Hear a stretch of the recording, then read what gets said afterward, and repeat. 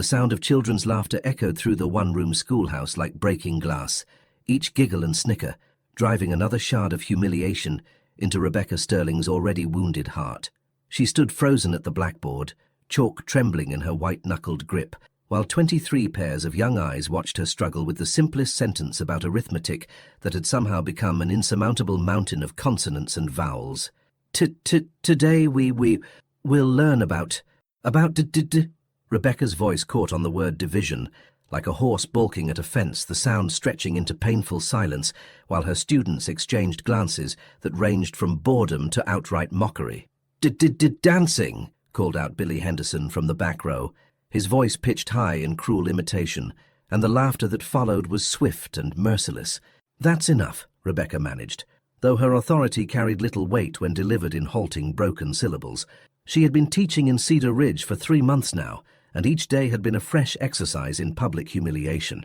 The school board had hired her not because they valued her education from the Denver Teachers College or her innovative ideas about childhood learning, but because she was the only applicant willing to work for the pittance they offered in this remote Colorado mountain town. What they hadn't counted on was her stutter, a condition that had plagued Rebecca since childhood, but had worsened dramatically after her father's death the previous year. The stress of sudden poverty, of being forced to find employment to support herself and her invalid mother, had turned her mild speech impediment into a debilitating barrier that made every spoken word feel like climbing a cliff face. The children, with the casual cruelty that only the young could manage, had quickly learned to exploit her weakness. They would ask innocent questions that forced her to repeat difficult words, mimic her speech patterns when they thought she wasn't listening, and generally treat her classes as entertainment rather than education. Their parents, when they paid attention at all, seemed to view Rebecca's stutter as evidence that the school board had made a poor hiring decision. "Miss Sterling can't even talk properly," she had overheard Mrs. Patterson telling her neighbor at the general store. "How is she supposed to teach our children anything?" Rebecca had wanted to explain that speaking and teaching were not the same skill, that her stutter disappeared entirely when she wrote, that she had more knowledge about pedagogy and child development than anyone else in Cedar Ridge, but explanation required speech, and speech was the very thing that betrayed her at every turn. Now, as she faced another day of struggling through lessons while her students grew more restless and disrespectful, Rebecca wondered how much longer she could endure the constant humiliation.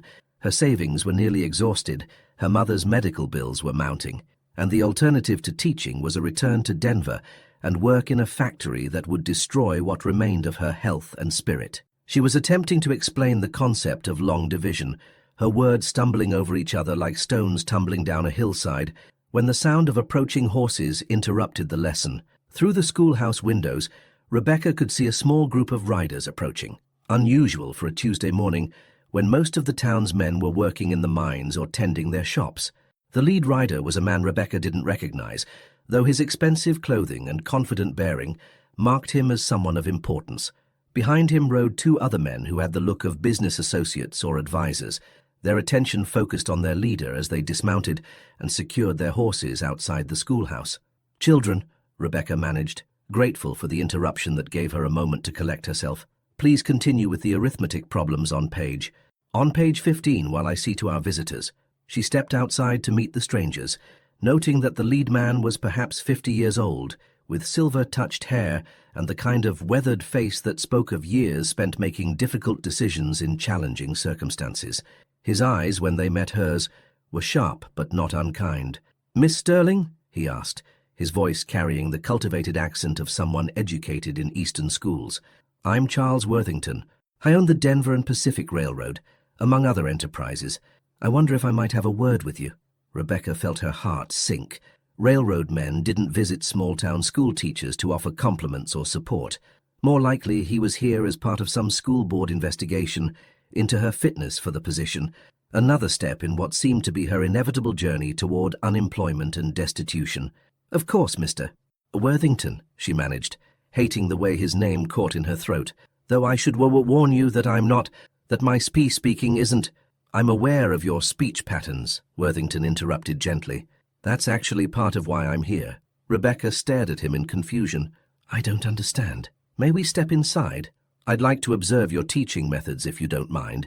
Against her better judgment, Rebecca led the 3 men into the schoolhouse, where her students immediately straightened in their seats with the exaggerated attention that children displayed when important adults were watching. She attempted to resume the arithmetic lesson, but her nervousness at being observed made her stutter worse than usual, and she could see the visitors exchanging glances that she interpreted as confirmation of her inadequacy. But something strange happened as the lesson progressed. Despite her halting speech, despite the obvious difficulty she had with verbal communication, the children began to engage with the material in ways Rebecca hadn't seen before. Perhaps it was the presence of the visitors that made them behave better, or perhaps the arithmetic concepts were finally beginning to make sense, but for the first time in months, Rebecca felt like she was actually teaching rather than just struggling through required material. When young Susan Harper raised her hand to ask a question about remainders, Rebecca found herself moving to the blackboard to illustrate the concept with drawings and written examples.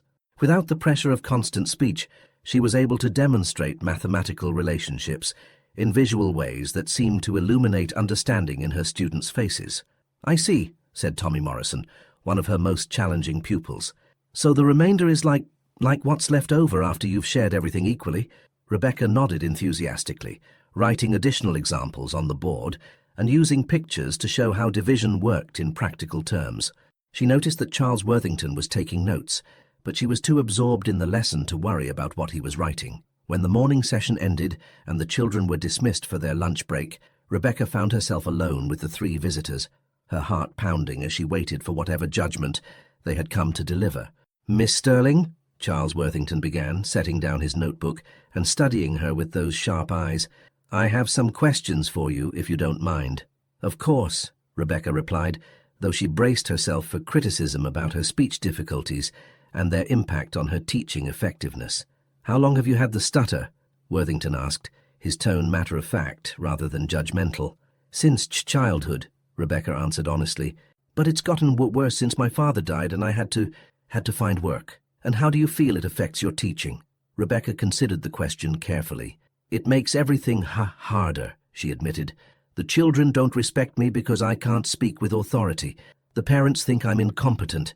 I spend so much energy trying to get words out that sometimes I forget what I was trying to teach." Worthington nodded as if her answer was exactly what he had expected. "But what I observed just now was quite different. When you moved to visual instruction, when you used the blackboard and drawings instead of relying solely on speech, your students were remarkably engaged." Rebecca felt heat rise in her cheeks. "I've always been better at written communication than spoken, but teaching requires so much talking." "Does it?" Worthington asked quietly. "Or does teaching require effective communication, which can take many different forms?" Before Rebecca could respond, one of Worthington's companions spoke up. "Sir, if I may, we have several other candidates to interview today." "Cancel them," Worthington said without taking his eyes off Rebecca. "I think I've found what I was looking for." Rebecca stared at him in confusion. "I'm sorry, but what exactly are you looking for? I thought you were here to evaluate my performance for the school board." Worthington's smile was both amused and kind. "Miss Sterling, I'm not here on behalf of the Cedar Ridge School Board. I'm here because I have a proposition for you, one that might solve both your problems and mine." Over the next hour, as they sat in the empty schoolhouse with afternoon sunlight streaming through the windows, Charles Worthington outlined the most extraordinary offer Rebecca had ever received. He was in the process of establishing a revolutionary school in Denver, an institution designed specifically for children with learning difficulties, speech impediments, and other challenges that made traditional education unsuitable for their needs. "I've been searching for teachers who understand what it means to struggle with communication," he explained. "Teachers who have faced their own challenges and developed alternative methods for reaching students who don't fit conventional patterns." Rebecca listened in growing amazement as Worthington described his vision, a school where children who stuttered or who had difficulty reading or who learned differently than their peers could receive education tailored to their specific needs rather than being labeled as failures in a system designed for uniformity. "But why me?" Rebecca asked when he finished his presentation. "I'm not even managing to teach successfully here. The children mock me. The parents complain about me, and I can barely get through a single lesson without embarrassing myself." "Because," Worthington said with quiet intensity, "you understand from personal experience what it feels like to be judged by your limitations rather than your capabilities. Because when I watched you teach today, I saw a teacher who instinctively adapted her methods to overcome communication barriers. Because you have something that can't be taught in any teacher's college, empathy born of personal struggle. He leaned forward in his chair, his expression serious. Miss Sterling, I don't need teachers who can give perfect speeches. I need teachers who can find ways to reach children that other educators have given up on. I need someone who understands that different doesn't mean deficient, and that the right teaching methods can unlock potential that others never recognize. Rebecca felt tears gathering in her eyes at the unexpected validation, at the possibility that her greatest weakness might actually be her greatest strength in the right context. What would be expected of me in such a position? You would develop and implement teaching methods specifically designed for children with communication challenges, Worthington explained. You would work with a team of educators, medical professionals and researchers to create an entirely new approach to education. The salary would be 3 times what you're earning here, with full medical benefits for both you and your mother. Rebecca stared at him, hardly daring to believe what she was hearing. And you're offering this to me based on one morning of observation?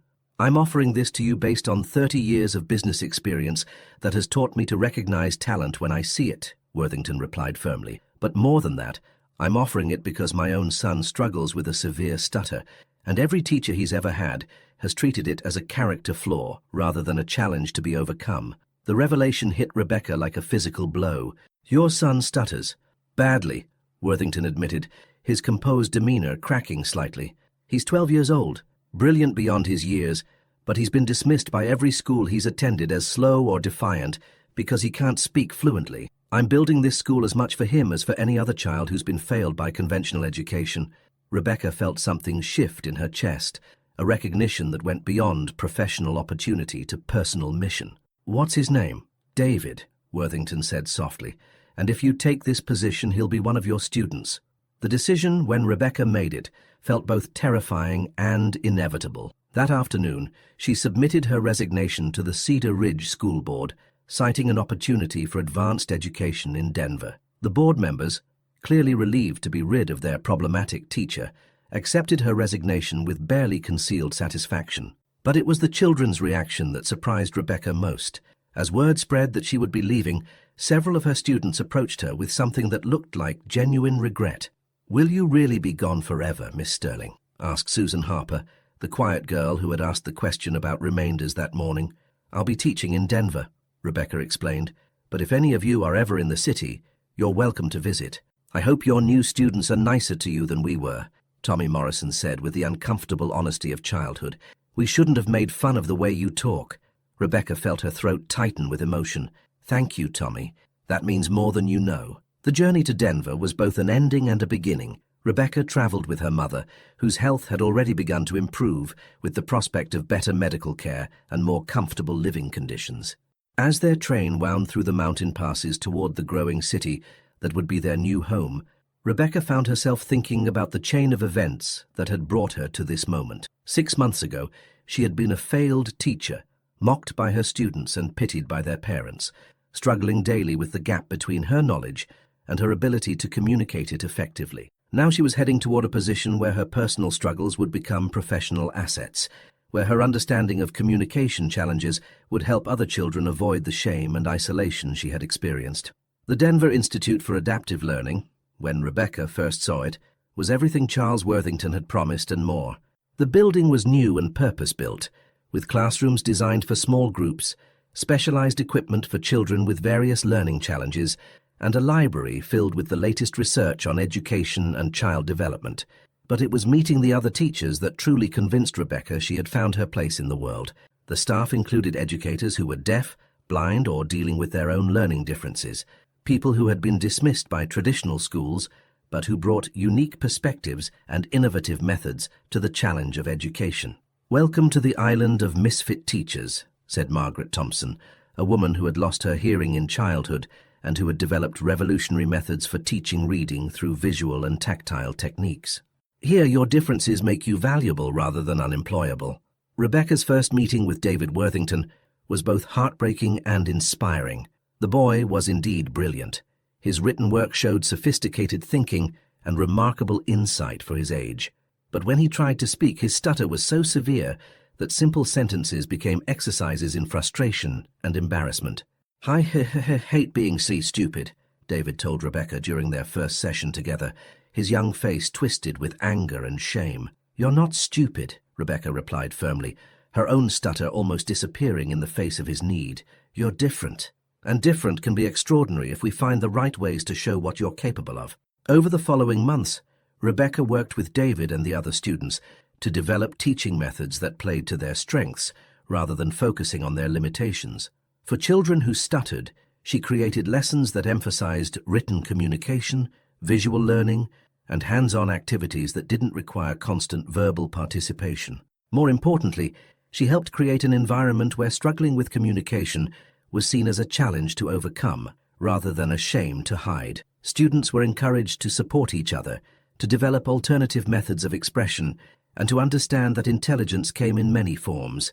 The breakthrough came during a public demonstration that Charles Worthington had arranged to showcase the school's methods to potential donors and education officials. Rebecca had been dreading the event, knowing that she would be expected to speak publicly about their work, but David had suggested an alternative approach. "What if we should show them instead of telling them?" he had asked during one of their planning sessions. "What if the students demonstrate what we've learned?" The demonstration was unlike anything the assembled dignitaries had ever seen. Instead of traditional recitations or speeches, the students presented their learning through a combination of written displays, visual presentations, and collaborative projects that showcased their knowledge without forcing them to struggle with speech difficulties. David, who 6 months earlier had been unable to participate in any classroom discussion, led a presentation on mathematics using charts, drawings, and written explanations that demonstrated mastery far beyond his grade level. Other students shared their learning through art, music, and written reports that revealed the depth of their understanding. "Ladies and gentlemen," Charles Worthington said as the demonstration concluded, "what you've witnessed today is proof that intelligence and ability are not limited by conventional measures of communication.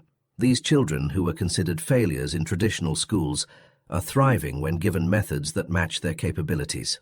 But it was Rebecca's closing remarks that truly captured the audience's attention.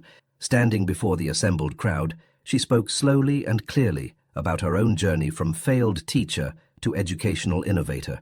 6 months ago," she said, her stutter barely noticeable in her passion for the subject, "I was fired from a teaching position because my speech impediment was seen as incompatible with education.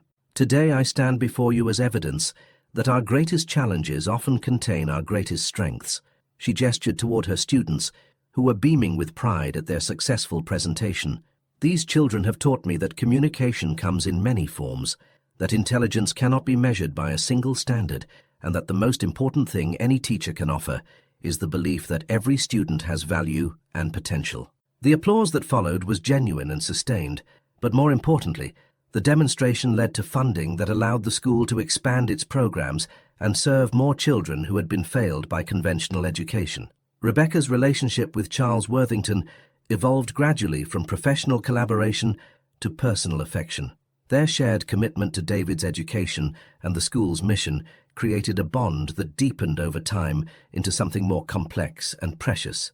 "I never expected to find love in a professional partnership," Charles told Rebecca one evening, as they reviewed student progress reports in his study. "But watching you transform my son's life, seeing you find your own strength through helping others find theirs, it's been a privilege to witness. And I never expected to find a place where my limitations could become assets," Rebecca replied, her speech now fluid and confident in the comfort of their private conversations.